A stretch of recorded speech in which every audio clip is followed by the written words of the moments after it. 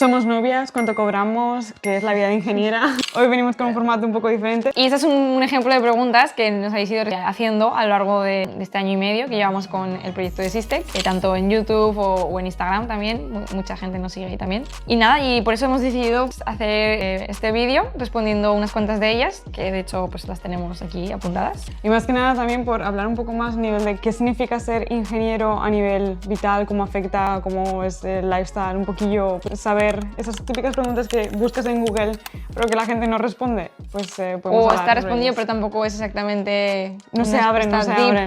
Yeah.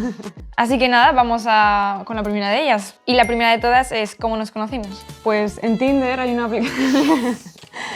No, hace 9 años, cuando empezamos a estudiar, estudiamos en la Universidad de Zaragoza, Ingeniería Electrónica y Automática, y ahí nos conocimos. Nos conocimos en segundo de carrera y luego desde entonces hemos, pues, en el grupo de estudio y luego pues en las cervezas de después, obviamente, y luego ya en el máster.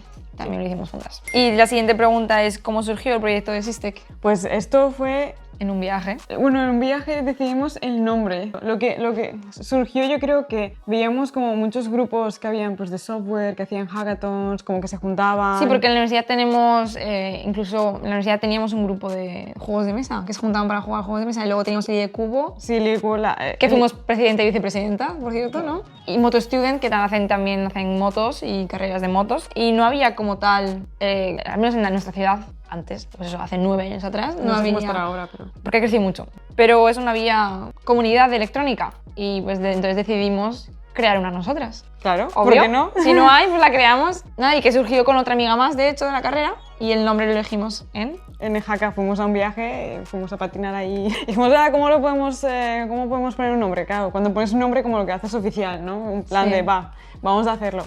Y Systech Lab pues viene Sisters in Tech Laboratory, pues porque, pues bueno... Dimos en ideas, en plan, no sé, transistores, no sé, empezamos muchas... Es que en esos momentos, eso fue hace 5 años, 6 años, o sea, nos conocimos hace 9, pero el proyecto... Un año o 2 más tarde. Sí. O sea, hace 7 años, sí, 5. Entonces, en aquellos entonces no había ChatGPT y el generador de nombres era un poco más... Era lluvia de ideas.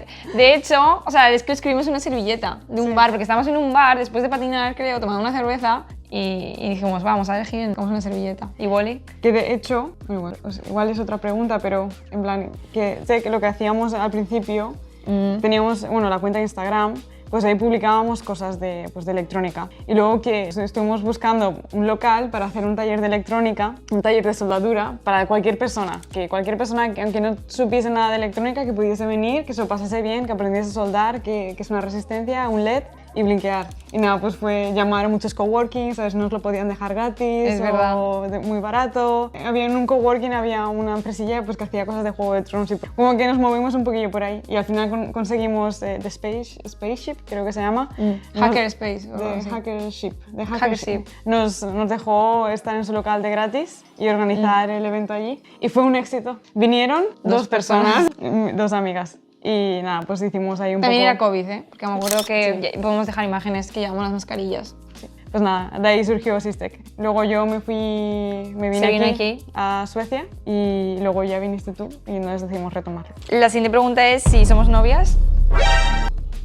No, siguiente pregunta. Siguiente pregunta, ¿cuánto cobráis? Pues esta la vamos a decir porque vemos que cuando buscas en Google sobre salarios de ingeniero electrónico es muy ¿Fuera difícil, de Europa o incluso en o España, es muy difícil encontrar un número y a ti te hace falta como referencia para saber dónde quieres vivir, qué tipo de estilo de vida. Y que luego en puedes España permitirte. sí que existen los convenios, depende de qué tipo de industria. Por ejemplo, yo estaba trabajando en el convenio del metal, entonces para un licenciado, en mi caso máster, te daba lo mínimo, ¿no? Pero claro, eso es como lo mínimo que te van a ofrecer. Entonces aquí en Suecia funciona un poco más diferente.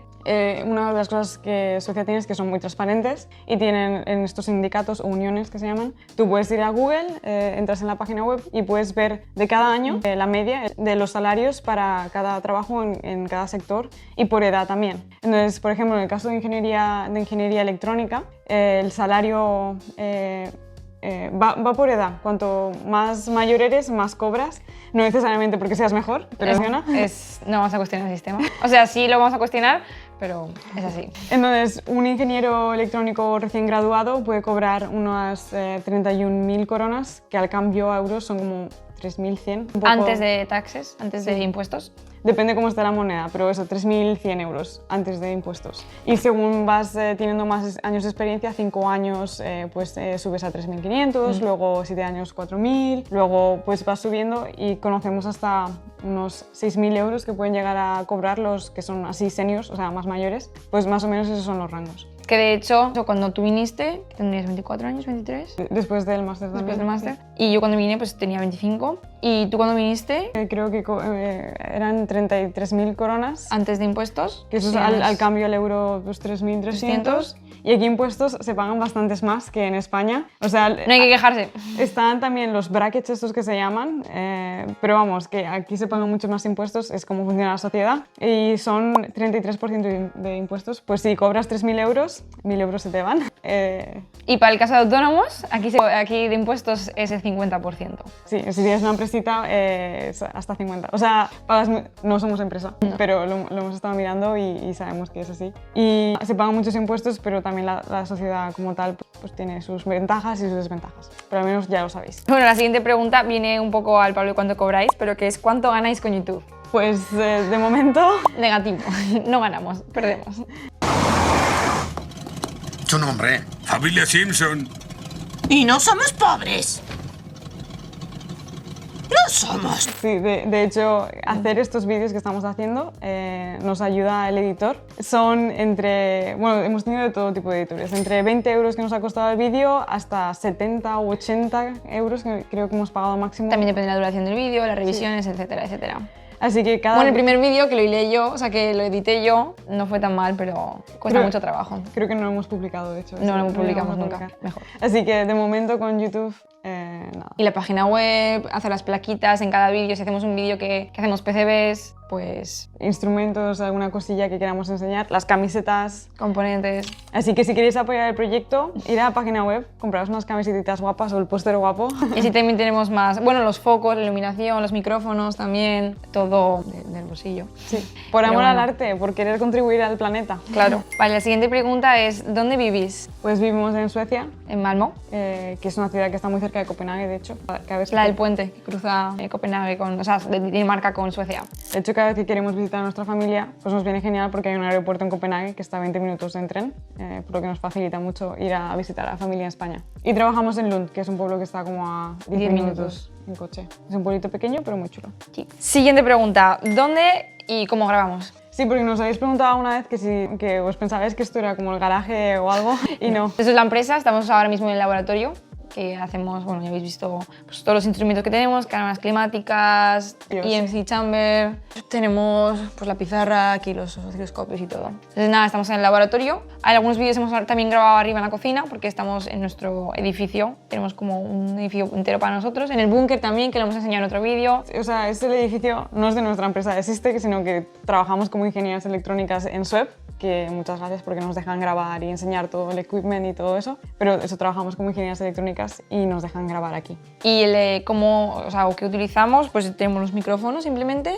Ahora estamos grabando con el móvil de Cora, de hecho. Al principio los vídeos los grabamos con su móvil porque su cámara es mejor, pero al final, cada 3 años así podemos renovar el móvil. Y ahora me toca a mí renovar el mío, así que dentro de poco, mejor calidad.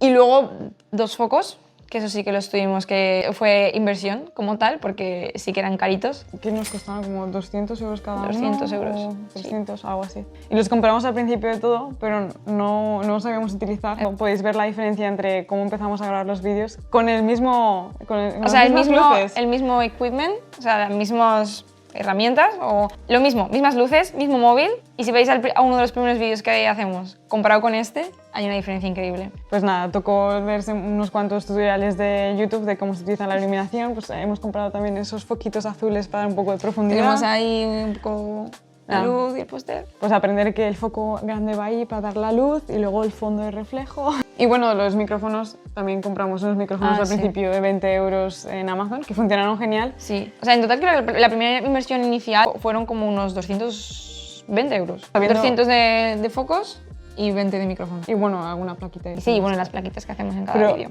lo de los micrófonos, al final cambiamos estos micrófonos a unos un poquito mejor. Porque Y todo fue porque nos fuimos a ¿a dónde fuimos? a la Embedded. A la Embedded World, otro vídeo que hicimos, lo podéis chequear. Y, Total, que el audio en ese fue fatal, pero sí. y nos dejamos los micrófonos. Y entonces tuvimos que ir, de hecho fuiste tú, el día anterior a comprar micrófonos. Y estos son los que tenían, que son más avanzados, que estos sí que ya costaron 180 euros. 180 euros, sí. Bueno, pues eso es lo que utilizamos. Vale, la siguiente pregunta es ¿por qué elegimos la electrónica? Y aquí es una cosa muy graciosa porque justo estamos aquí ahora, pues eso, estoy con el móvil leyendo las preguntas que nos ha apuntado y justo me ha llegado un mensaje que a través de la página web, Julián, hola Julián, nos acaba de hacer una pregunta que simplemente quería consultarnos porque ha terminado justo bachillerato y le gusta mucho lo que tiene que ver la electrónica, Arduino, etcétera, y qué le recomendamos nosotras. Entonces, ¿De estudiar? sí, de ¿O de estudiar. hacer? Entonces justo, pues porque, por ejemplo, aquí tenemos dos casos diferentes porque elegimos electrónica, entonces pues primero cuenta tú tu experiencia y luego pues... Y yo era más que nada porque en el instituto, era un instituto muy pequeño, estábamos de hecho 2 estudiantes solo estudiando tecnología y claro, teníamos pues profesores de tecnología y pues claro, estábamos 2 personas con un profesor, como que hicimos mucha amistad o bueno. Y justo los 2 profesores de tecnología que tuvimos estudiaron ingeniería electrónica y automática. Entonces yo dije, va, pues me apunto ahí, pero mi pensamiento era estudiar la parte automática para hacer... Montañas rusas. Montañas rusas. Eso, quería estudiar la parte automática para hacer montañas rusas porque me hacía mucha ilusión. Total, que me apunté a la carrera de ingeniería electrónica y automática, pero al final estudiando vi que me gustaba mucho más la parte de electrónica, de hacer circuitillos y por ahí, y la parte de automática pues se quedó ahí. Pero por eso hice. Y en mi caso, básicamente desde que... Me gusta mucho hacer proyectos desde pequeña, siempre pues los crafting con las... pues eso. Y luego mi padre es mecánico, entonces siempre por la casa andaba reparando cables y cosas. O sea, creo que hice mi primer empalme cuando tenía 10 años. Entonces, como que siempre me interesaba mucho cómo funcionan las cosas, o cuando se estropeaba algo, pues lo abría, o incluso lo rompía. Y luego, me acuerdo, con el ordenador también me gustaba mucho, y tenía la duda de si estudiar informática o electrónica. Pero una vez, por suerte, me quedé encerrada en el garaje. O sea, me quedé encerrada que no podía entrar a casa, entonces lo único que ponía era abrir el garaje y había una CPU vieja, una torre. Y la abrí y vi la placa, la motherboard. Y yo, pues, vamos a buscar con el móvil cómo arreglar esto. Y ahí me puse, hasta que llegaron mis padres, y me puse a arreglar la CPU, que luego lo continué pues, el día siguiente y al final la arreglé. ¿Lo arreglaste? Sí, la arreglé. Entonces, me gustó mucho la parte de montar, porque eso, como que siempre me ha gustado hacer cosas, pues, manualidades. Y ahí era como la electrónica es los dos, la parte de... porque nosotros también sabemos programar. Era como que juntaba los dos. El circuito, luego lo programas y funciona. Y es como electrónica. Entonces me puse a buscar qué era lo que combinaba. Y luego también hice tecnología en el instituto y me gustaba mucho. Entonces, pues al final tiré por electrónica porque era lo que me gustaba. Y la parte automática pues estaba ahí, pues te tocaba. Ya, exacto. O sea, yo tenía claro que era electrónica desde el minuto 1. Entonces, en el caso de Julián, por ejemplo, pues te podríamos decir que depende de qué es lo que más te gusta en Arduino, de trastear. En plan, ¿te gusta más la parte solo de programar o de la lógica? ¿O disfrutas más programando o disfrutas más haciendo los circuitos o haciéndolo funcionar? O sea, puedes estudiar lo que tú quieras porque al final la vida te lleva a sitios que, por ejemplo, yo entré queriendo hacer automática, me acabó gustando la electrónica y estoy haciendo electrónica ahora. Pero también pasa mucho que nuestros compañeros que estudiaron sí, electrónica con de hecho. nosotros, hay muchos que ahora solo están programando y no han tocado un circuito desde hace mucho tiempo, o hacen robots, o hacen programación de robots, o... Que luego tampoco, o sea, no es eso, es verdad, no es muy importante lo que elijas, porque luego es más importante lo que elijas tú como trabajo, de qué quieres trabajar luego al final. Porque la ingeniería solo te habilita para, pues eso, para ser ingeniero, pero luego como que, es que eso de nuestra promoción, que ¿cuántos fuimos? ¿20 y pico? Solo 2 estamos haciendo electrónica. Bueno, uno más, pero diseño de placas... Diseño de placa de electrónica consumer o de como consultan solo estamos nosotras. Y que eso, que en la vida pues a veces te dan unos intereses, luego otros, y que no pongas mucha presión en la decisión de tengo que estudiar durante 4 años esto, sí, pero vas a aprender muchas cosas y igual vas cambiando. Pero vamos, empieza por una ingeniería electrónica, si es lo que quieres, o una FP, también vas a aprender muchísimo. Que incluso puedes empezar, o sea, que incluso tú puedes hacer la carrera de electrónica o de telecomunicaciones o de informática, porque normalmente si dudas podrás dudar entre esas 3 porque son parecidas. En el caso de en Zaragoza, bueno, no sé si en España en general, en nuestra universidad son diferentes ramas. Telecomunicaciones e informática está en un bloque y electrónica está en el bloque de industriales, porque nosotros de hecho somos electrónica automática y somos industriales. Que significa que básicamente podemos firmar planos de lo que son una nave industrial de cierto tamaño. Proyectos. Que podemos hacer tuberías, bueno, hemos aprendido a hacer tuberías, hemos aprendido a hacer cosas de empresa, hemos aprendido, es un poco popurrí. Sí, o sea, te hemos dado pues, todo lo de... Claro, también piensa que te gusta también estudiar, ¿no? Porque también las asignaturas de los programas y ves que te motiva más cuando vayas a elegir pues, lo que vas a estudiar. Y eso, que no tengas tampoco presión en eso, porque luego te puedes, o sea, puedes hacer...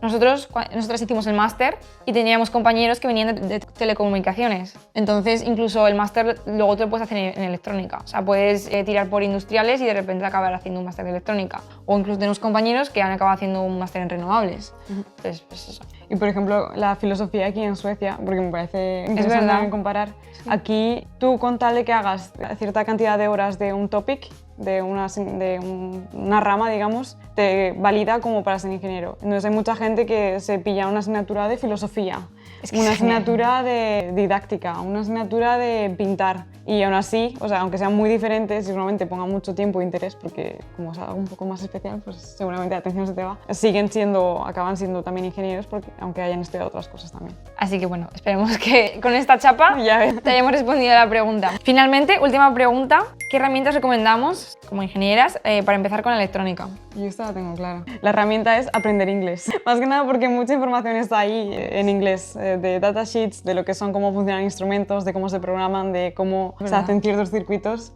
Está la gran mayoría de información en inglés. Bueno, ahora te puedes traducir todo, ¿no? Y con Google Traductor, pero es verdad, no lo había pensado, muy buena. Yo iba a ser un poco más práctica, ¿no? Iba a ser pues multímetro, photoboard, placables.